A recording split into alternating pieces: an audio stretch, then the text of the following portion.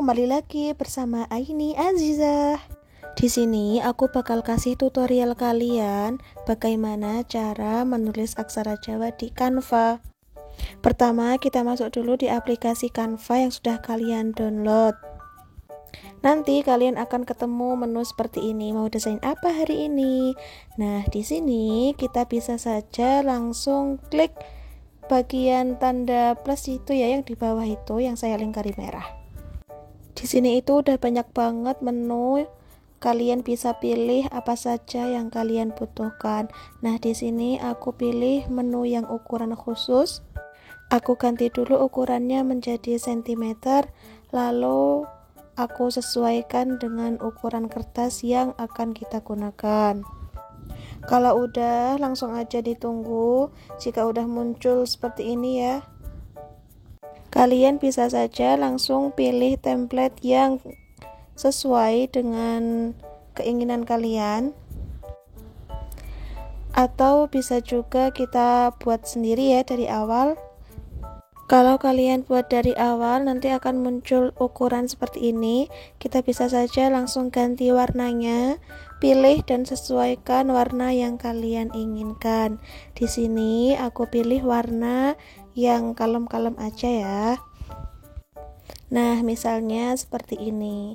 Kalau sudah seperti ini, kita bisa langsung tambahkan teks dan sesuaikan dengan kebutuhan kalian, seperti menulis nama ataupun kelas. Kita juga bisa langsung tambahkan garis di bawahnya melalui elemen. Kita cari aja, ketik garis gitu, nanti akan muncul. Kita sesuaikan lagi ya, sesuai yang kita inginkan. Lalu dirapi-rapikan supaya terlihat lebih rapi dan cantik. Oh iya, di Canva itu ada banyak banget elemen-elemen yang bisa kita pakai. Kalau kalian butuh, kita coba aja satu-satu lalu disesuaikan dengan kebutuhan kalian. Seperti aku di sini, aku butuh kotak persegi panjang sama kotak nomor. Di fitur ini juga udah ada loh aksara Jawa. Kita bisa ketik aja aksara Jawa, lalu kita pilih satu-satu ya sesuai kebutuhan. Dipilih lalu disusun satu-satu di dalam kotak agar rapi. Jatuhnya memang agak lama sih, tapi ini itu membantu banget loh kalau kalian ini mau membuat tugas atau bagi guru. Bisa juga nih membuat LKPD untuk siswanya sehingga terlihat lebih menarik.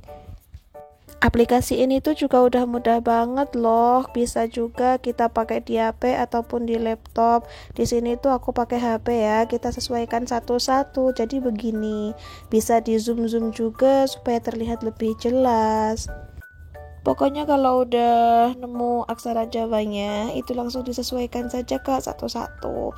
Nah, kalau udah kita tulis lagi nih atau kita sesuaikan lagi sesuai kebutuhan. Misal di sini aku sedang menulis untuk tugas bagi siswa.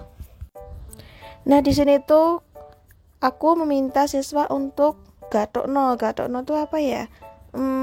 Seperti tarik garis itulah ya.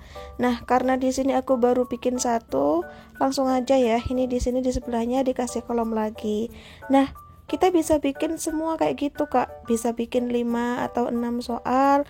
Nanti bisa diajak juga jawaban yang di sebelah kanannya. Anak bisa disuruh tarik garis. Supaya modulnya itu kelihatan lebih cantik dan menarik, kita juga bisa tambahkan elemen-elemen hiasan lainnya.